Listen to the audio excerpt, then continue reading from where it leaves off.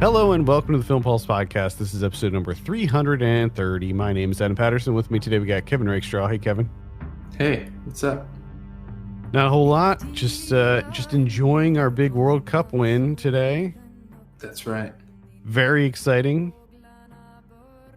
Now we got the Gold Cup final tonight. Yep. That's what, against Mexico? Yep. Yeah.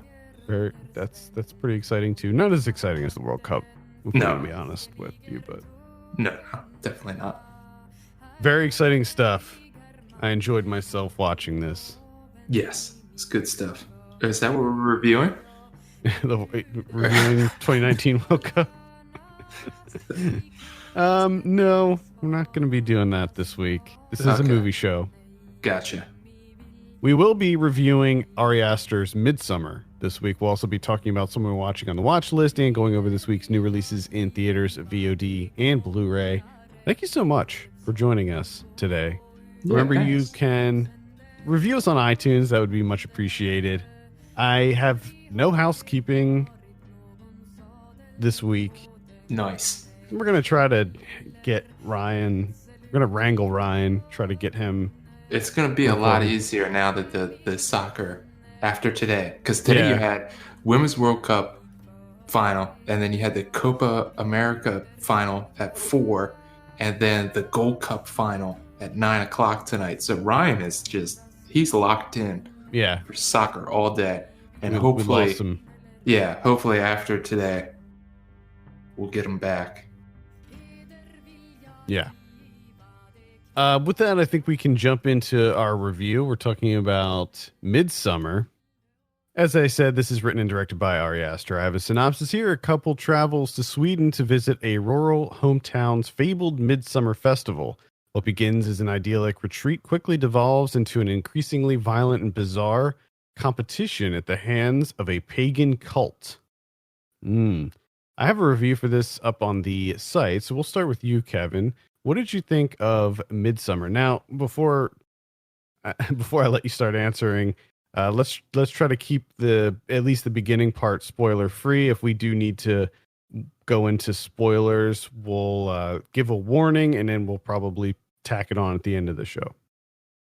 First off, I would say I think it's kind of hard to spoil this movie because it's pretty predictable straight from the outset. Well, I mean, like the actual visuals of some things are still going to be, still going to catch you off guard. But like, I mean, it's pretty obvious that it's a group of people that are dealing with the cult, but the things that happen, especially in the final act, I don't know how predictable. Oh boy, those elements are. The very end.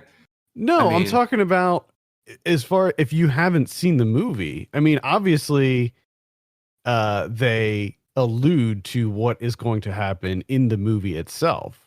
But if you've only seen the trailer, I don't know how predictable it could be.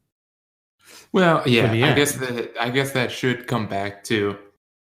I don't know if that's if that comes down to seeing so many movies that I kind of had this idea going into it, hoping that it wouldn't be that, but then it ended up being that. So I was a bit disappointed. But I will say this one's kind of tough for me because in a lot of ways it's better than Hereditary, which is a movie that I didn't quite enjoy that much. And a good amount of ways it's better than that. But at one integral way, it's far worse, which bummed me out. Because if you remember, the thing that excited me most about Hereditary was the ending and how it just went completely off the rails and it just got completely insane. And I kind of held on to that.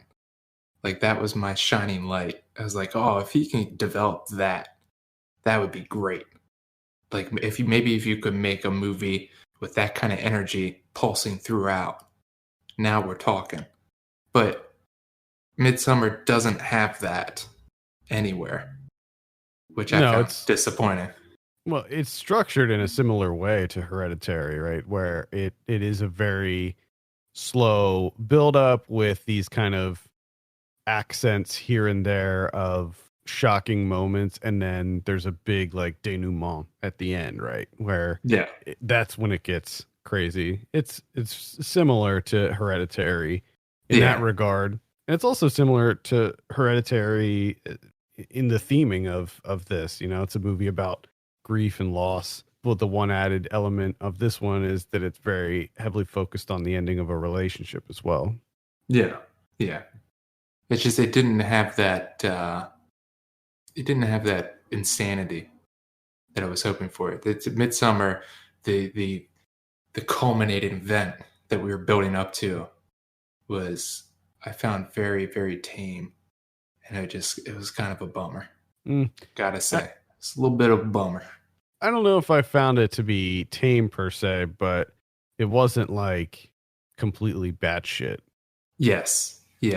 I mean, Hereditary, I mean, there's a particular scene, an occurrence in that ending that just sticks with you, where it's like, I don't know if I saw that in a movie before.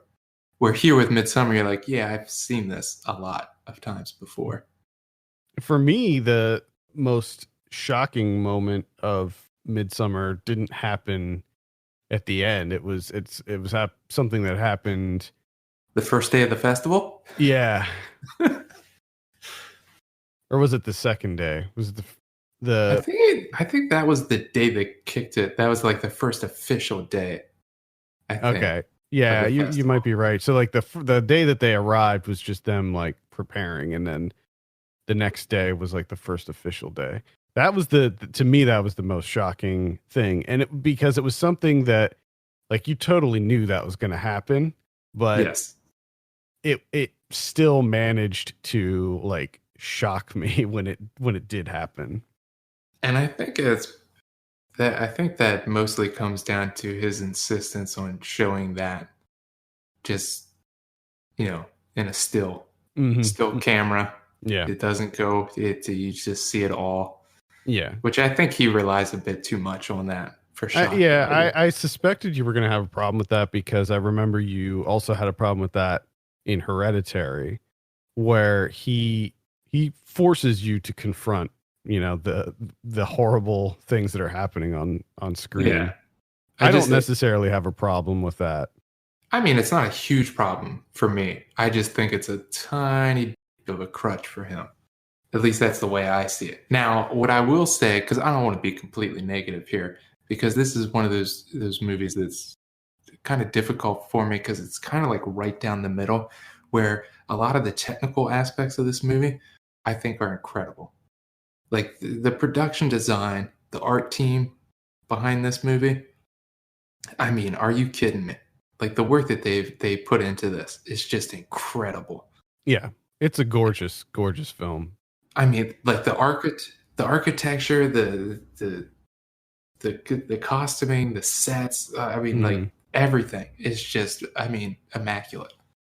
Yeah, I completely agree. I mean, it's a beautiful film in a lot of ways. The use of color, the use of sunlight, everything is just bathed in bright colors, and I think that really aids in the atmosphere of the movie. It's funny how it's a movie that's so bright and colorful, but is constantly evoking this dread in you, where you're just like, this is not right. Something's not right here. Something's gonna happen. Well, I think, and I mean that's kind of the coming down to the predictable things. Like you know that going in, like it's a folk horror movie, right? And you're talking about this. I don't even know if I would consider them a cult. This is more of like a long lost culture that's like kind of stuck in the olden days. So you know that what they're doing is going to be kind of gruesome. And you just know that going in. Like as soon as they get there, you're just like, well, terrible shit's going to happen, because if not, this movie wouldn't exist.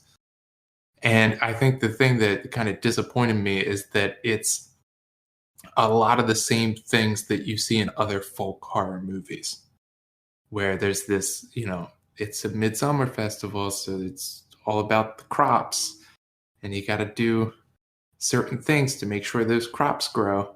Yep. Circle of life and all that. Yep. Mother Nature. And I just, you never trust anyone or a group of people that are just like happy all the time. That should always be your first red flag. They're filled with too much joy. If they're too happy, if they're always happy, something's fucking wrong. Okay? That's not right. I mean, I know that if I were to get out of the car, you know, when they first arrived and saw that, or maybe not when they first arrived, but when they first went to like the actual like village proper, and they were meeting everybody and stuff, and I would just see all the red flags, but nope. And there was a certain naivete with these characters, though. Like they too often, and I mean, I think that they even say it at one point that they just try to rationalize everything that's happening by it's their culture, you know. Yeah. Well, and I think too is that was one way of kind of justifying that, is to making them, you know, PhD students doing like this. They're on their little anthropological, so it makes sense that they're there and that they're not going to leave, because this is kind of like a once in a lifetime opportunity, right? Yeah. But yeah, if you were the other, like, I don't understand the British couple, because if you walk, I don't know what they were. I don't think they were PhD students, but I'm pretty sure if I walked in and I saw that, I'm like, well, I'm not here for work, so I'm leaving. This is fucking weird. Well, I mean, they pretty quickly were like, nope. There was a lot of humor in this too that I didn't quite expect. I mean, there was a fair amount of humor in Hereditary too, so I guess I don't know why I wasn't expecting that, but there was a lot of intentionally funny moments that evoked a lot of nervous laughter from my audience. Yeah. Which I definitely appreciated that. There's a lot of little just subtle things in this too. I mean, especially when the festival was like, when they were deep in the festival and things started to go really downhill, where they would like add those kind of distortions to the camera where things were like subtly being distorted and like kind of pulsating. Like you had all the flowers that were just like moving and pulsating. Yeah. And then you had a lot of there were several fourth wall breaks too. I don't know if you noticed that, when characters would look directly at the camera. And I thought did notice that. Yeah. I found that to be somewhat disturbing and effective as well. But going back to the visuals, I thought everything looked really incredible. I thought the cinematography was really good. I mean, I thought a really great transitional scene is, you see it in the trailer when she's going into, I think she was in her apartment, and it transitioned from her going into the bathroom in her apartment into the airplane. Yes. In the beginning. Yeah. Like I thought that shot was just really excellently done. But I thought that all the camera work was really solid in this as well. I pretty much enjoyed all the cinematography. Some of that the effects work with the psychedelic, I thought was a bit much. I did like the flower stuff. But when they had like the entire, like everything kind of like swirling a little bit, yeah, it's just like, I get it. They're on drugs. Yeah, I mean, I could have probably done without that, but that's more so just me not. I mean, I've said it before on the show. I usually don't like drug trip scenes in movies because I don't know why they frustrate me for some reason, because I feel like they don't add much to the narrative. But yeah, I think that, and the thing that gets me is it's always an opportunity to just do whatever the fuck you want to do, right? Because they're on drugs. It's time to just get freaky with it. But it's always a disappointment. Like, no one ever does anything that I'm like, holy shit, that was incredible. You know, it's just like goofy shit. We're like, oh, it swirls a little bit. Check that out. Just like, that's it? Come on. Could have literally done anything. My favorite drug trip scene of the year was still in Booksmart when they turned into the Barbie dolls. See, there you go. Get creative with it. Do weird stuff. You can do whatever you want. It's movies. Yeah, just go hog wild. Performances I thought were great across the board. Florence Pugh was incredible, I thought. Yes. I thought she just murdered that performance. She was so good. Yeah, she does the majority of the work here. Yeah, which is by design, I believe. Yes. Yeah, because that's pretty much her life. I think that kind of ties into the relationship thing. Which I gotta say, first off, I agree with you. I enjoyed all the performances. I thought, the Jack Rayner, like, it's not necessarily a bad performance. I just think his character is like a complete nothing of a person. And I think it was pretty intentional. I think they just went a bit too far with it. But the thing that got me is, like, for the majority of the movie, I was thinking that this was like some young relationship, and he was just kind of stuck in it because, bad stuff happened. He was thinking about getting out. But then when they're at the festival and it turns out they've been together 4 years. Yeah. It's just like, are you fucking kidding me? Like, holy shit. Yeah, it was not a good relationship. No, but the thing, awful. Like, he's a waste of a human being. Like, he literally did nothing. The thing I liked about it, though, was that it felt like a realistic relationship where there wasn't anything that was so egregious where you're just like, why are they together? It's like a lot of little things, and like these two should not be together. They're not a good fit. But it wasn't anything like he wasn't like beating her or anything like that. It was just a lot of little subtle things. It wasn't necessarily subtle. He just had a complete and utter disregard for it. Because it's not only just his relationship with her. Think of his relationship with his buddies. Like, he didn't do anything for these guys. And then at one point, for whatever reason, he's just like, hey, I'm going to do my thesis on this too. Yeah, and he totally stole. And that guy's just like, what? Yeah, he totally stole his friend's thesis. He's not a good guy. No, he's just like, yeah, that's what I'm going to do now. But you can tell that he cares about Florence Pugh's character, Danny. It's just that a lot of the stuff he does feels like total minimum effort. Like he's feeling like, oh, I should be consoling her right now, so let me go ahead and do that. Yeah, but that's what I'm saying. You can't in one breath say that he cares about her, and then in the other breath say that he has to like try to like talk himself into doing the fucking bare minimum. Like, if you actually cared, you wouldn't have to say. That's like saying that, like, I have to remind myself to breathe. Like, you should just be able to, like, oh wow, something terrible happened to her. I should console her and empathize with her at the very minimum. Like, he shouldn't have to he shouldn't have to make a case for himself to be doing. And the worst part is he realizes that, knows that, and he's still like, I'm not gonna do it though. And then of course you have Will Poulter's character as Mark, who is an even bigger douche.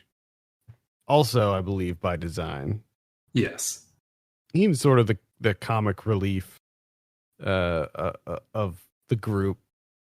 Which, yeah, him and the Christian character, the Jack Rayner, they both did not seem like anthropologists working on their doctorates. Well, I don't think Mark was. I think he was just there for a good time. Okay. I don't know if I don't know if they were in the same, if they had the same major or what, but he didn't seem to have any idea what was going on. Was just there to party and try to hook up with weird, religious people. Getting back to the style, I loved all the costuming, the like kind of flower wreaths and the copious amounts of runes and symbols that were everywhere that I believe were pulled from various different like European folk tales and things. I thought that, I mean, even though this is like a fictitious religion, I thought that it felt very authentic. Oh yeah, you can definitely tell he put he put a lot of time into researching that stuff, because it doesn't just feel like, cobbled together or anything like that, just made up on the spot. Like it feels like there's a history there.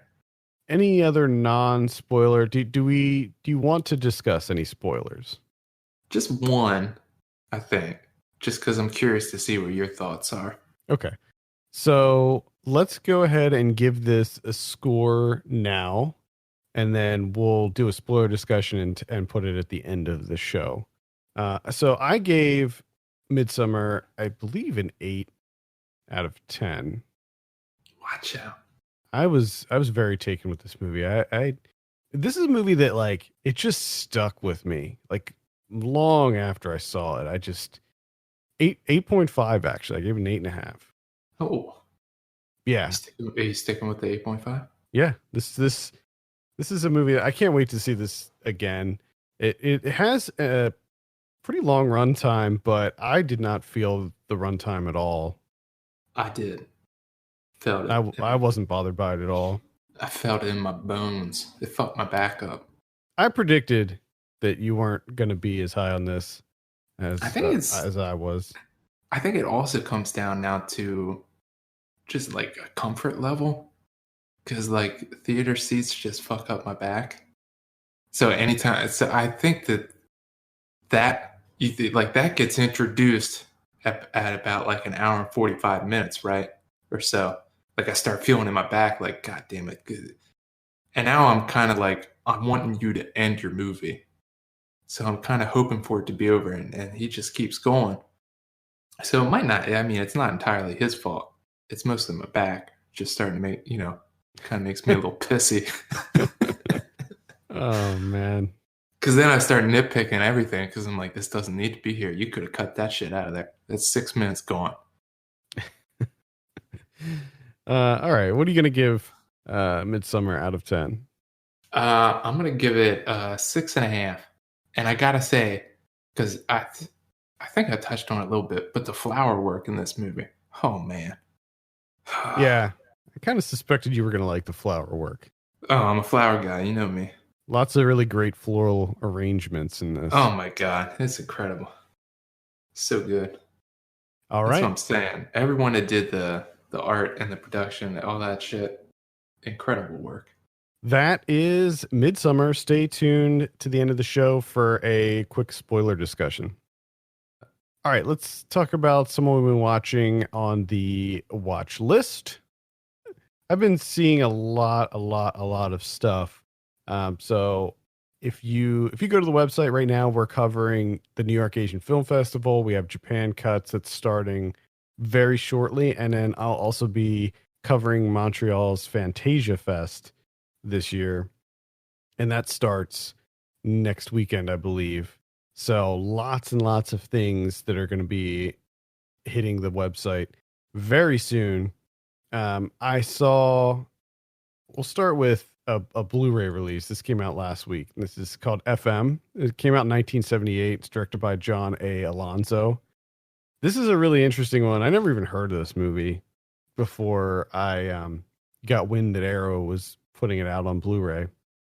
And it's sort of like I described it like Rock and Roll High School for baby boomers, because it takes place in a radio station, and it's just about this crew at a radio station who they find out that their station has sold a whole bunch of ad time to the U.S. Army, and they get really mad about it, and they end up the manager ends up quitting, and they hold this like protest, and they sort of lock themselves in the radio station.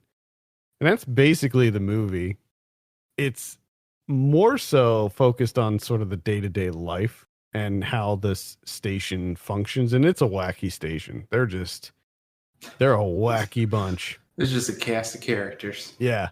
You got Martin Mull in there. He's sort of this like all-star DJ. Women love him. Cleavon Little is also a DJ, and it's pretty fun. The music in this is out of control. I sent you a list of some of the bands in Slack, and I was just like, it's like the most classic rock soundtrack I've ever heard in my life. I mean, it's ridiculous, the bands that are featured on here, and the music is almost nonstop. Like, I can't imagine how much they had to pay for the music for this movie because there's just so much. Yeah, I wonder how that worked back in the 70s. I wonder if there's, those bands and stuff, if they really charged that much. I don't know. Maybe they had deals. Like, I don't know what labels all of these bands are on. So maybe a lot of them are on the same label and they just worked out some deal with the label. Maybe. But I mean, you have like Steely Dan, Bob Seger, the Steve Miller Band, Foreigner, Tom Petty, Foghat. Yeah, Foghat, Boston. Linda Ronstadt she's in it. She actually performs 3 songs in the movie.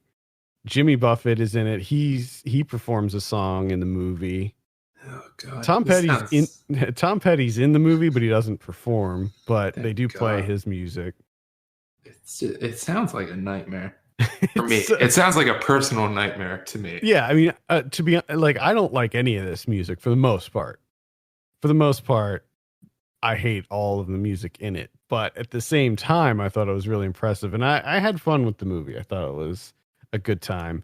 I mean, it reminded me a little bit of Airheads too. Yeah, that's kind of when you went over the what happens. That was my immediate thought. I was like, oh, Airheads, okay. Yeah, and the end is really similar to Airheads, where like this huge crowd forms and it turns into like this big party outside the radio station. It's a lot like Airheads. Well, or I should say Airheads is a lot like this. Airheads came first. Airheads was released in 1976. It's just, you didn't know it. Anyway, again, that's called FM, and I would give it a light recommend. I saw Mangoshake. Ooh, yeah. From this year, from Terry Chu. And this is a lo-fi coming-of-age film. And when I say lo-fi, I mean, I think I told you, I think the budget on this was like $50. Had to be. Maybe $75. I'm not 100% sure. But it's a low one. But they do a lot with it. And essentially what they do, the big thing is like they kind of, throughout the movie, they're just kind of poking fun at coming of age films, and kind of everything's done tongue in cheek.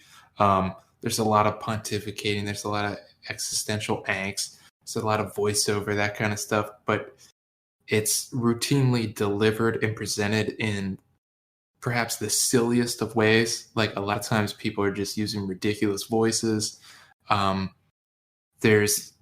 It's kind of like this mixture of like maturity and like hella immature.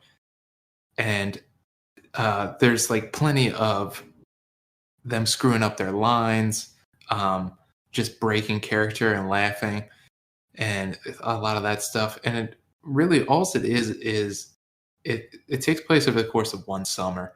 It's just this big cast of characters, and it seems like the director just got all of his buddies together, and they decided to make a film one year, and they shot it like in chronological order, kind of in piecemeal. And you can see like the actors like aging throughout, and you can see like the video quality and everything getting better as the film progresses.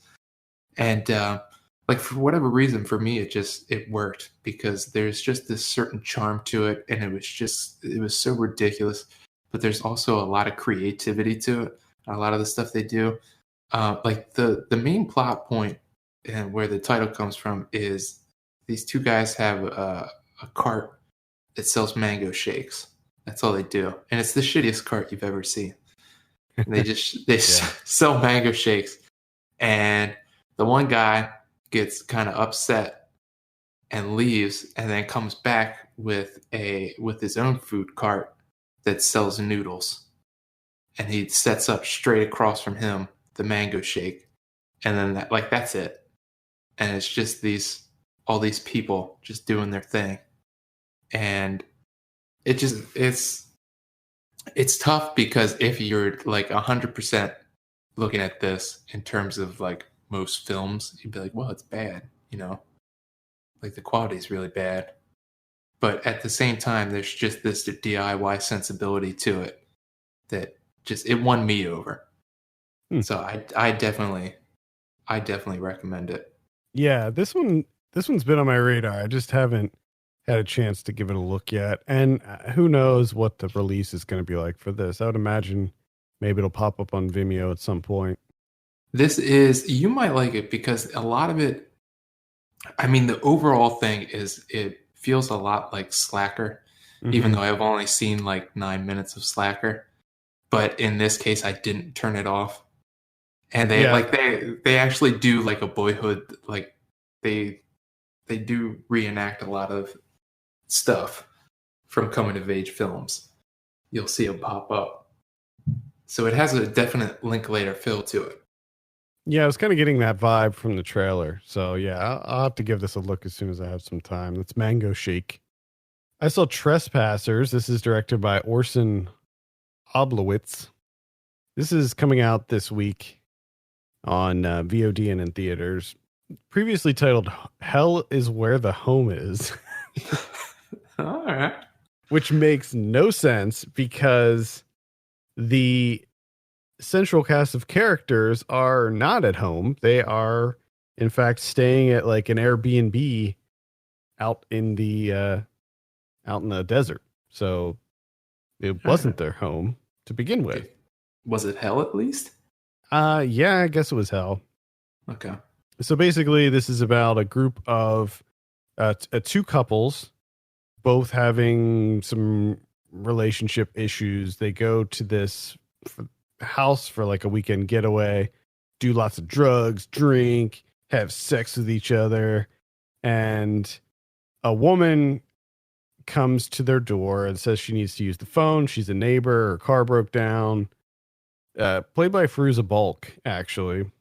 And some things happen, and there's a home invasion that then occurs by this, what I would assume is some sort of Mexican cartel, and they get killed, and it's so bad.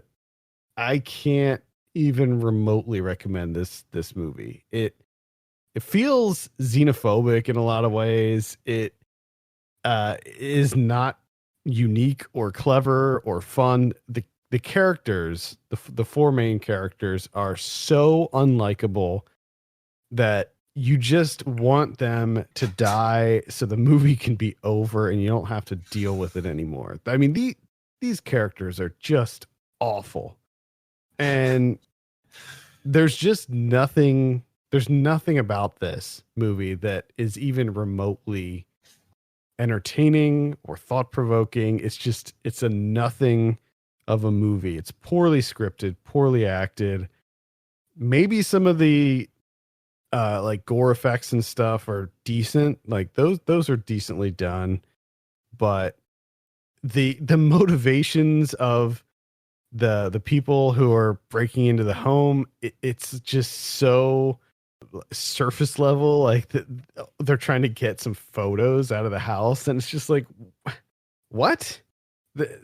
There's like no explanation. There's no backstory. You just don't know why any of this is happening. You don't know why you're watching the movie. It's so bad. So Trespassers, stay away from that one. I'll have a review up probably shortly after this show airs.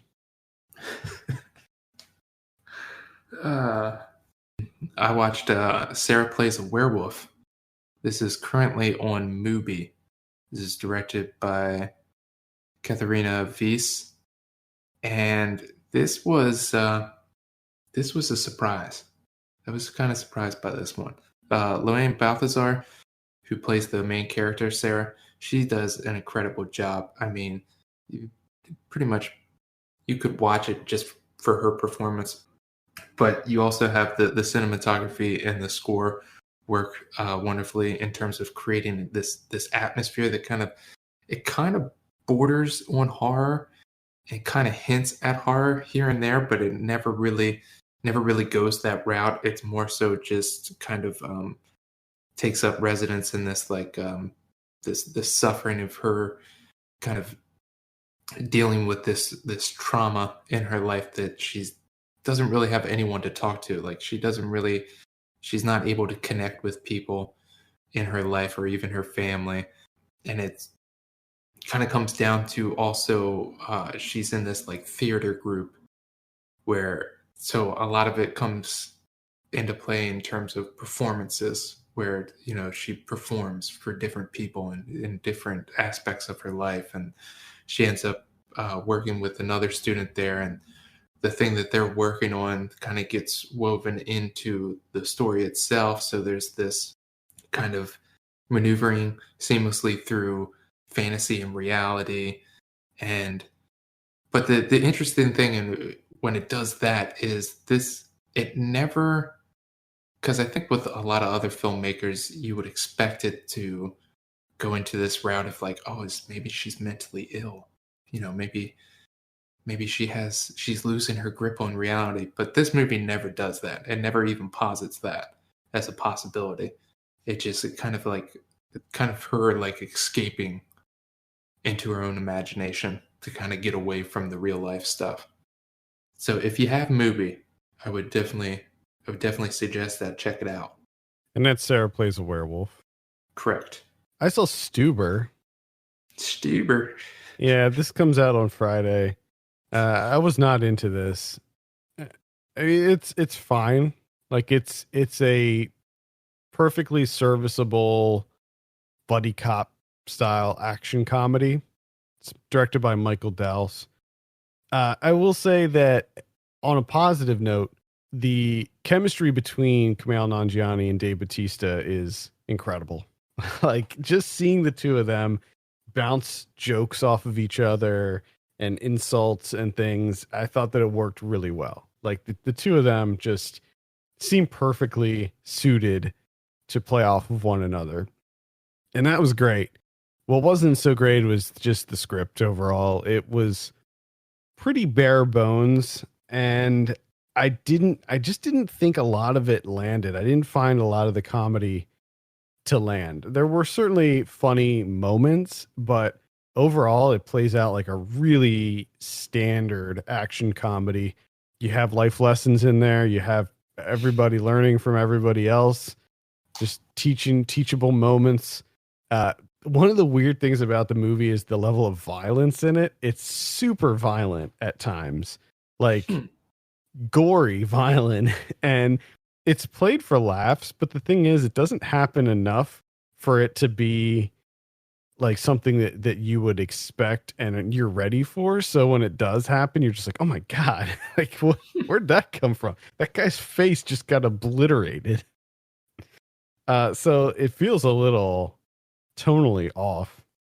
So yeah, I have a review for this up on the site. At the end of the day, it's sort of right down the middle for me, maybe slightly above average. Gotcha. Stuber. That's all I got. I can't follow up Stuber. I'm gonna be stuck saying that goddamn word now. I finally got out of the habit of walking around saying runes. Now I'm gonna be saying Stuber. So I haven't talked about much that I saw at the New York Asian Film Festival aside from last week. And the only one that I'll mention today is one called Dark Figure of Crime. This is a South Korean true story. It's a true crime story about a detective who he makes an arrest on a man who is suspected of killing his girlfriend. And through some shoddy police work, not by the main detective, but by the other people involved in the case, he gets a lighter sentence. He only gets sentenced to 15 years for killing his girlfriend. And while in prison, he requests that the detective come see him. And he tells him that he has many other murders under his belt. He's killed a whole lot of people. So he starts sort of parceling out information about the other murders that he committed, and all the while he's asking for things like money and for sunglasses. He wants some of those transitions lenses, those sweet transitions lenses, and just like food items and stuff like that to make his jail stay a little bit more comfortable. And the detective's obliging him. He's giving him these things, and some of the information he gives is correct, but a lot of it is lies. So the whole movie is about him trying to figure out what this guy is, when he's telling the truth, when he's lying, when he's like telling a half truth, where like he'll say that this murder took place in this area, and maybe it was sort of in that area, but it was like one town over. Really good, man. I was really into this one. It's directed by Kim Tae-goon, and it stars Kim Yun-suk, who he was in the movie Chaser, which was quite good. Also, he was also in The Thieves, which I barely remember. I think I enjoyed that one as well. I give it a four stars on Letterboxd. So anyway, Dark Figure of Crime is well worth a look if and when it comes out here in the States. Nice. All right, let's take a look at what we have in theaters this week. Got a couple notable ones here. Stuber is probably one of the big ones. Okay. Crawl is the other one. This is the Alexander Aja directed alligator movie. Gator movie. I think I might be seeing this. I'm pretty excited for it. I don't think it's going to be any good, of course, but no. But there's my wife saw this trailer played before Midsommar, and she was like, "Oh, we have to see that." But the best thing is that she keeps referring to it as Crawling. So I think the title for this movie for me is Crawling. Okay, Crawling.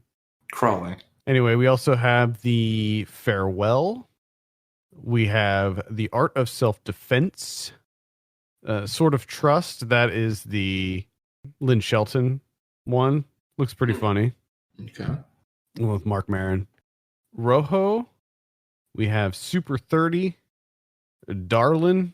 That's the sequel to the Lucky McKee directed movie, The Woman. Wasn't a big fan of that, honestly. And that's it for theaters this week. Let's take a look at what we have on VOD. The Dark Within. We got Ashes. Killer Unicorn. Landing Lake. And then these are all on Tuesday. And then on Friday, we have Miss Arizona, which is looks like a wacky comedy. Oh, man. We got Trespassers and Desolate. We got Darlin, Summer Night, Armstrong, which is the documentary. The Mission You Know, The Man You Don't. Oh. Neil Armstrong. I mean, didn't they just make a movie about him? Wasn't that the Ryan Gosling one? I feel like we've had plenty of time to get to know him. Like, if anyone's been interested. I feel like there's so many. There's a lot of material out there. So if you don't know who he is by now, like, either you're very young or you don't care. Yeah, I don't know about that. On Netflix, we have Point Blank. This is an action movie with Frank Grillo and Anthony Mackie. I'll be taking a look at that. Looks like dumb fun, perhaps. Okay. Blu-ray this week.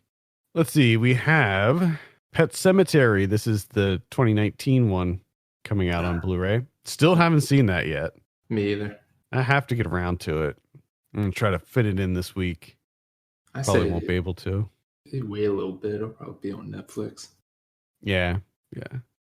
High Life is coming out. This is another one that evaded me. That I was like so excited for this movie too. Like I was like borderline dying to see High Life, and then it comes out and I don't see it. I think you actually had chances to see it. I'm still waiting, but I think there's this like anticipation fatigue where like I've been waiting to see High Life for so long that I've moved on. Like I have to move on with my life. I'm sorry, High Life. Yeah, that definitely happens. I think it is available on digital. I think you can get it on VOD at this point. The Love List is coming out on Arrow Video. We'll have a review for this up on the site. This is Catherine Bigelow's feature debut, and it is Willem Dafoe's feature debut as well. Wow. Yeah. Yep. Willem Dafoe plays a biker in a biker gang, and it's about a biker gang who is they're heading down to Daytona for a big bike convention, big bike race. Yeah. And they get stuck in this little Georgia town. Oh boy. And they got to deal with the locals. Oh boy. It's pretty good. I would definitely recommend checking out The Love List. That's pretty much it for Blu-ray. Do we have any criterions? We have two, and that's Europa from 1990, directed by Agnieszka Holland. It's got new interviews with director, actor, and the man that the film's loosely based on, new video essay, new translation, all that jazz. And then a reissue of the BRD trilogy from Fassbinder. So you get the marriage of Maria Braun, Veronica Voss, and Lola. It's a 3-discer. All right. How about that? 3-disc. All right. I think that's going to do it for this week. Thank you so much for tuning in. You can send us your questions and topics to podcast@filmpulse.net. You can follow us on Twitter @filmpulsenet and @filmpulsekevin. And if you have a minute, take a look at our Patreon page, patreon.com/filmpulse. Consider helping us out by becoming a subscriber. For Kevin Rakestraw, my name's Adam Patterson. We'll see you next week.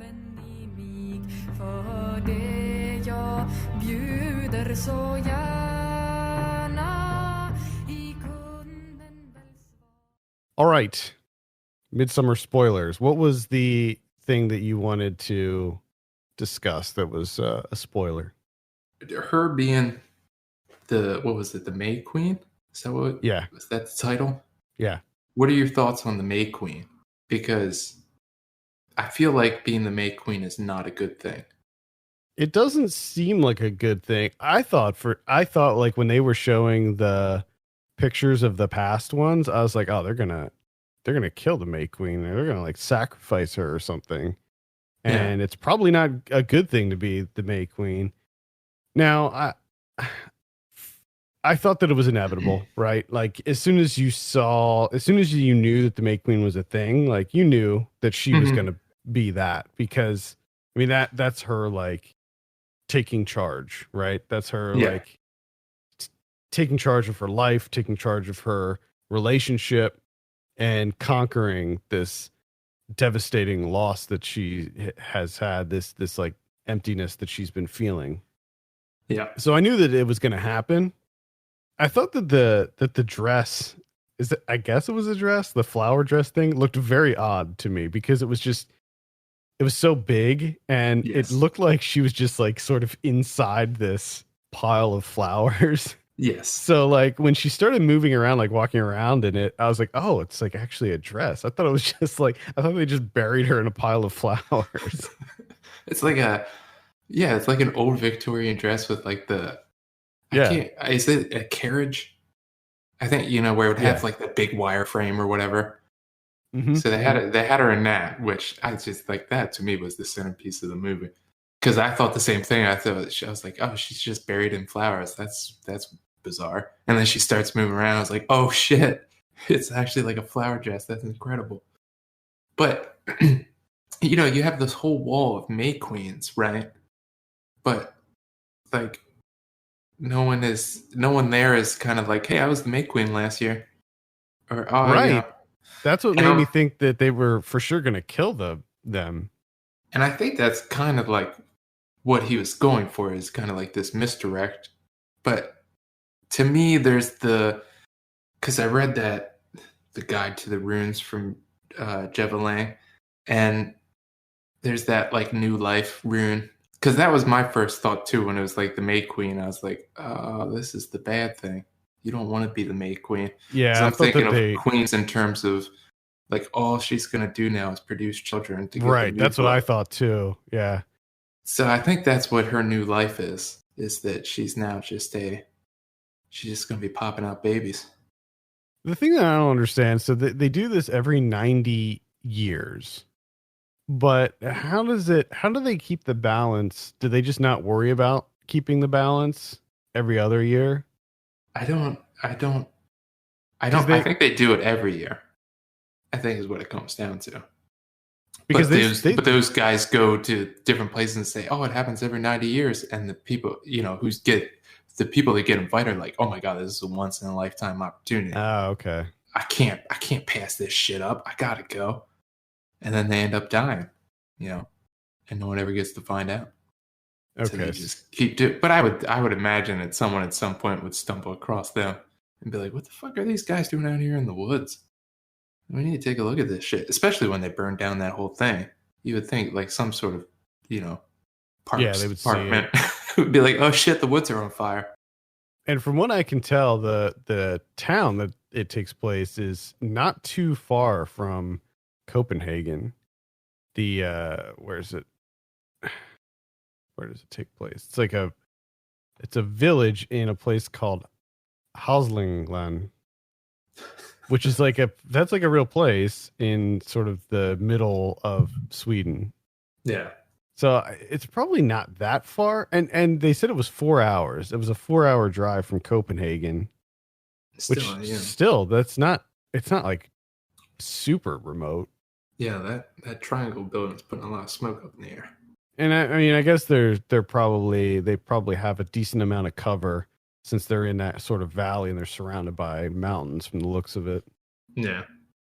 I think it's just kind of because I don't know if I really read that anywhere where people are. I also haven't read that much, to be honest. But speculation on because everyone just kind of stops it there. Like, oh, she's in charge of her life now. She's got that confidence. She's part of a family. And it's like, I don't think she's part of a family. I think she's now going to be, she's just a breeder now. Because if you think about it, like, in order to get the women of the village to procreate, it's pretty easy to bring in some guys, and you can easily get some guys to sleep with these women. But the guys in the village, you're going to have a May Queen. And you're going to have to force the May Queen.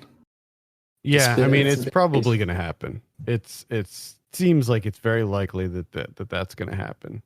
Yeah, because I can't just imagine that they're like, oh, one outsider will be really nice to, because they threw the game of dancing in order to make her win, because you just had people like throwing each other into each other and falling over. Yeah, something to think about. Yeah, I.